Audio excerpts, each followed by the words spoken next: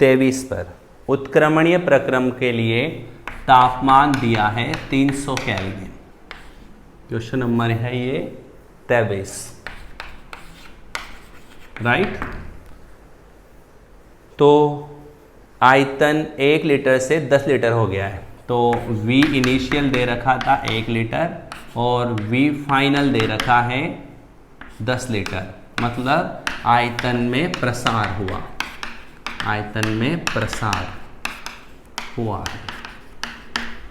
Okay, यदि प्रक्रम समतापीय हो, प्रक्रम समतापीय है, ओके, समतापीय प्रक्रम में डेल्टा T बराबर 0 होता है। ओके, अब वो कह रहा है डेल्टा H की गणना कीजिए, डेल्टा H का मान क्या होगा।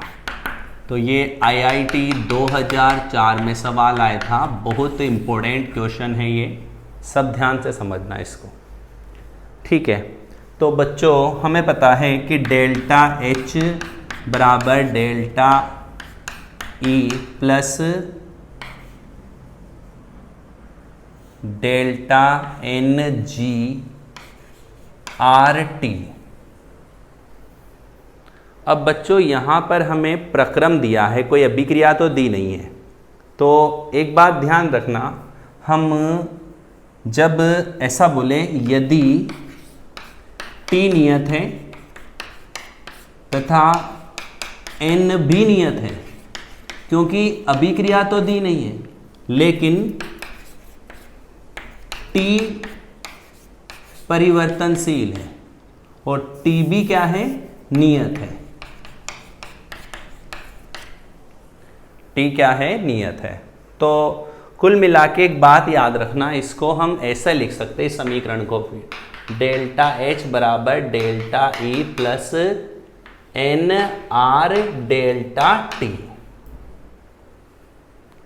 T नियत है और N भी क्या है, नियत है, इसको तो लिखने की जरूरत ही नहीं थी। T नियत है, N भी नियत है, अतः डेल्टा T बराबर क्या आएगा, यहाँ 0 आएगा। तो फिर यहाँ पर हम डेल्टा NG लिखने की जरूरत नहीं है, क्योंकि अभिक्रिया देता तो हम बता पाते कि N का मान कैसे चेंज हुआ है। प्रक्रम दिया है तो मोल नियत रहेंगे, तापमान नियत कह रहा है, तो फिर उसको यहाँ डेल्टा T की फॉर्म में हम बोलेंगे तापमान को, क्योंकि हम समतापी प्रक्रम के लिए डेल्टा T 0 बोलते हैं। अब देखो, समतापीय प्रक्रम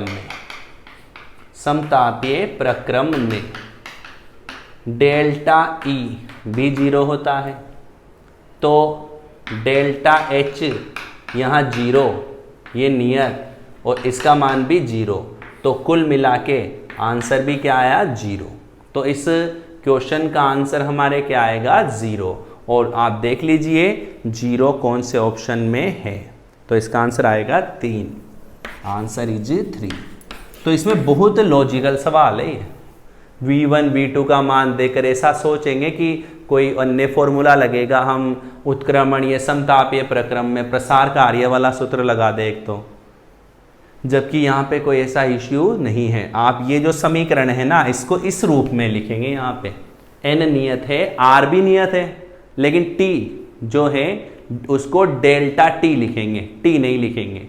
तो डेल्टा T, क्योंकि तापमान भी एक तरह से अवस्था फलन होता है या पथ फलन होता है, तो अवस्था फलन है, अवस्था पर निर्भर करेगा, प्रारंभिक अवस्था, अंतिम अवस्था।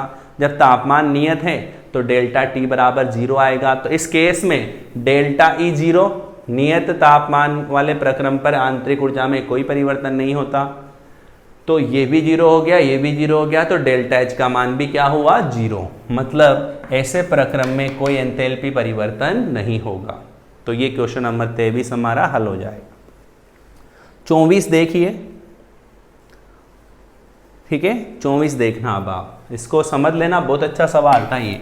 यहाँ पे डेल्टा NG RT नहीं लगाना पड़ेगा आपको, क्योंकि वो अभिक्रिया के लिए लगता है, यहाँ पर कोई अभिक्रिया नहीं दी है, तो N को नियत मानना है, R नियत होगा और T की जगह डेल्टा T लिखना। 23 तक पूरे क्वेश्चन सीख लिए हैं। अब हम 24वां क्वेश्चन हल करते हैं। क्वेश्चन देखो क्या कहा है X2, Y2, XY3 की मानक एंट्रोपी के मान क्रमशः दिए गए हैं। तो क्वेश्चन नंबर 24 है, ध्यानपूर्वक समझना आप सब जो है। X2, Y2 और XY3 के लिए मानक एंट्रोपी, मानक एंट्रोपी का मतलब होता है S0 के मान दे रखे हैं। तो मानक एंट्रोपी के मान जो है 60, 40 और 50 joule, kelvin inverse, mole inverse, ये दिए गए हैं। अब एक अभिक्रिया दे रखी है, अभिक्रिया है 1/2 X2 प्लस 3/2 Y2 बराबर XY3। अब वो कह रहा है कि इस अभिक्रिया के लिए डेल्टा H का मान दे रखा है, डेल्टा H भी दे रखा है। डेल्टा H कितना है? -30 किलो जूल। ओके, यदि अभिक्रिया साम्य पर हो तो ताप क्या होगा? मतलब अभिक्रिया साम्य पर है, अभिक्रिया साम्य पर हो तो ताप का मान ज्ञात करना है। चलिए इस क्वेश्चन को हम कैसे सोल्व आउट करेंगे, कोशिश करते हैं।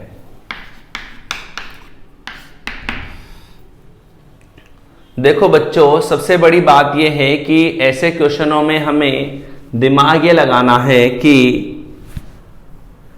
डेल्टा G बराबर होता है delta H minus T delta S। Clear? यही होता है ना। तो हम कहेंगे कि साम्य आएगा, साम्य पर डेल्टा G इक्वल टू 0, तो 0 बराबर delta H minus T delta S, तो T डेल्टा S बराबर डेल्टा H, तो T बराबर डेल्टा H बटा डेल्टा S। अब हमारे पास डेल्टा H तो है, हमको क्या चाहिए? Delta S। अब डेल्टा S हम कैसे निकालें? तो याद रखना, यदि किसी रासायनिक अभिक्रिया में सभी क्रियाकारकों व उत्पादों के लिए डेल्टा मतलब मानक एंट्रोपी के मान दिए गए हो तो डेल्टा S कैसे निकालते हैं? यदि अभिक्रिया में सभी क्रियाकारकों तथा उत्पाद के लिए एंट्रोपी के मान दिए हो, एंट्रोपी के मान दिए गए हो तो अभिक्रिया की एंट्रोपी, अभिक्रिया की एंट्रोपी कैसे ज्ञात करते हैं? देखो, डेल्टा S बराबर summation S product minus summation of S reactant. मतलब इसका क्या अर्थ निकला, ध्यान से समझ लो। उत्पाद के लिए कुल एंट्रोपी का योग माइनस क्रियाकारकों के लिए कुल एंट्रोपी का योग, मतलब उत्पाद के एंट्रोपी में से क्रियाकारकों के एंट्रोपी को क्या कर देना है? घटा देना है। तो आपके अभिक्रिया के लिए एंट्रोपी का मान आ जाएगा। क्लियर? इस पैटर्न से इस क्वेश्चन को हम सोल्व करेंगे तो आंसर जरूर आएगा। देखिए आता है या नहीं आता, चेक करते हैं। डेल्टा S, पहले उत्पाद लेते हैं XY3, इसके आगे एक गुणांक लग रहा था तो यहां पर इसकी वैल्यू कितनी थी? 50। यही थी ना? कितनी थी वैल्यू? देख लो एक बार। XY3 के लिए मान कितना था? 50। और गुणांक आगे एक लग रहा है तो एक से गुणा होगा, माइनस 1/2 आ रहा है X2 के आगे, इसकी वैल्यू कितनी है? 60 प्लस 3/2 इंटू 40। समझ गए ना? 3/2 1/2 क्यों लगा? क्योंकि क्रियाकारकों के आगे जो गुणांक लग रहे हैं वही एंट्रोपी से गुणा होंगे। चलो इसे सोल्व कर लेते हैं। यहां 30, यहां 20, तो ये हो गया 50 माइनस 30 प्लस 60, तो ये आ गया माइनस का 40 किलो जूल, सॉरी माइनस का 40 joule kelvin inverse mole inverse. ये डेल्टा एस की वैल्यू हो गई। तो अब तापमान निकाल लीजिए, फटाफट आ जाएगा तापमान आसानी से आपके। बताओ डेल्टा एच का मान कितना दे रखा था, डेल्टा एच -30 था, किलो जूल था इसलिए किलो को हटाओ 1000 -40, 0 से 0 माइनस से माइनस, 4 से कितनी बार कटा, 250 बार, 250 से 3 को गुणा करो 750, 750 केल्विन तापमान आंसर इसका आना चाहिए। तो वह तापमान क्या होगा जिस पर अभिक्रिया साम्य पर कहलाएगी, तो इस अभिक्रिया के लिए वह आंसर आएगा कितना, बोलिए 750 केल्विन। राइट, सब समझ जाएंगे इसको। चलिए आगे बढ़ते हैं। तो ये क्वेश्चन नंबर 24 आपके यहां पर पूरा हो जाएगा। मिटा दो इसको।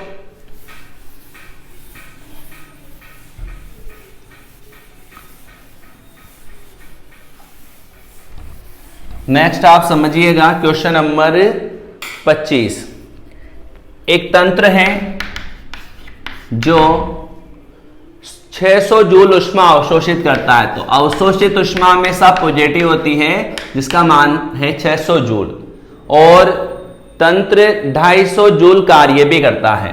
तो तंत्र द्वारा किया गया कार्य, तंत्र द्वारा किया गया कार्य, अब आप मुझे बता दीजिए तंत्र द्वारा कार्य किया जाएगा तो उसका चिन्ह आएगा ऋणात्मक, और वैल्यू दे रखी है उसने 250 जूल।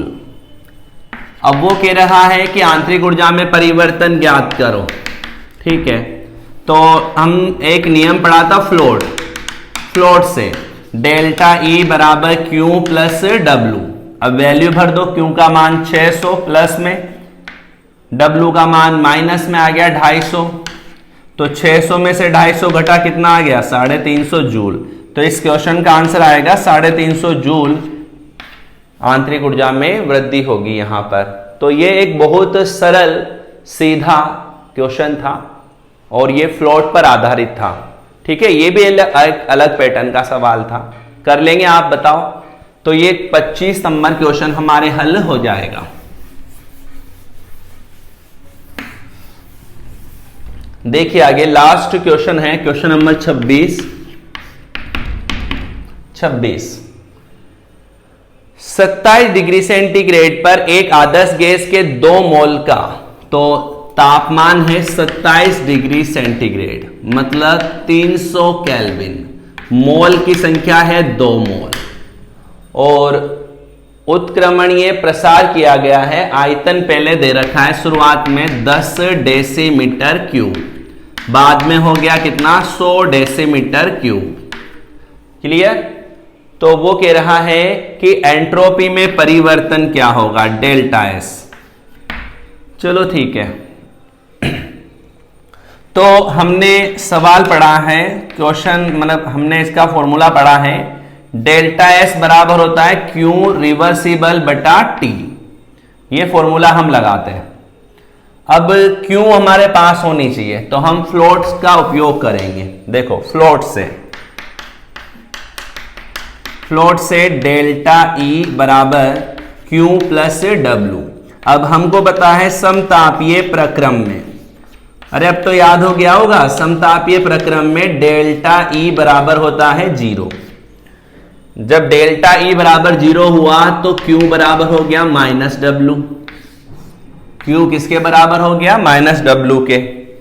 ठीक है, तो डेल्टा एस का फॉर्मूला क्या हो गया, माइनस डब्लू बटा टी। और हम सबको पता है उत्क्रमणीय समतापीय प्रक्रम में प्रसार कार्य का सूत्र होता है माइनस 2.303 NRT log V2 बटा V1 बटा यहां क्या आ रहा है T। T से T कट गया, माइनस माइनस प्लस हो गया, तो डेल्टा एस का फॉर्मूला बन गया क्या, 2.303 NR log V2 बटा V1। आप चाहो तो इसको डायरेक्ट याद कर सकते हो। उत्क्रमणीय समतापीय प्रक्रम में एंट्रोपी परिवर्तन,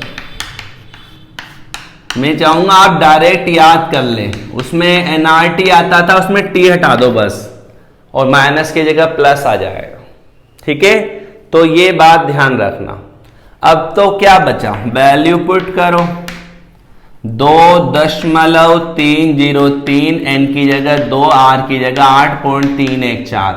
देख लो ऑप्शन में आंसर किस पदों में आ रहा है, जूल के पदों में आ रहा हो तो यही रखना। ओके, जूल के पदों में ही है।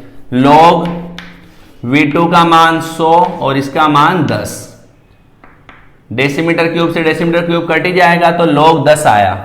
अब आप बताओ log 10 का मान कितना होता है, 1, तो ये हो गया 2.303 इंटू 2 इंटू 8.314। अगर आप इन सबको गुणा करके लिख देते हैं तो इस क्वेश्चन का आंसर आपको प्राप्त हो जाएगा। तो उम्मीद करते हैं इस क्वेश्चन को आप हल कर लेंगे आगे। Joule, mole inverse, kelvin inverse में आपके आंसर आ जाएगा। तो बहुत सिंपल पैटर्न था, इसमें आपको यह पता करना था कि एंट्रोपी परिवर्तन का सूत्र क्या होता है उत्क्रमणीय समतापीय प्रक्रम में। ठीक है, तो बच्चों ये आपके जो है, मैंने एक थर्मोडायनेमिक्स की एक मेरे हिसाब से एक स्टैंडर्ड क्वेश्चंस की सीट बनाई थी और वो सब आपको मैंने सॉल्व करवा दिए हैं। तो मैं उम्मीद करता हूं आप सब बच्चे जो है जब इसकी क्लास होगी तो इन वीडियो को बहुत ध्यानपूर्वक सीखेंगे और इन प्रत्येक 26 जो क्वेश्चंस है उनको अपने नोट्सों में उतार लेंगे और आगे जाकर इस बात की टेंशन कभी नहीं लेंगे कि थर्मोडायनेमिक्स के क्वेश्चन आएंगे तो हमारा क्या होगा। हमारा कुछ नहीं होगा, हम क्वेश्चनों की धज्जियां उड़ा देंगे। अगर क्वेश्चन आ गए तो हम सबको सोल्व करके ही रहेंगे, क्योंकि पैटर्न जो है वो सारे पैटर्न हमने सोल्व कर लिए हैं। क्लियर? ओके, बहुत बहुत धन्यवाद।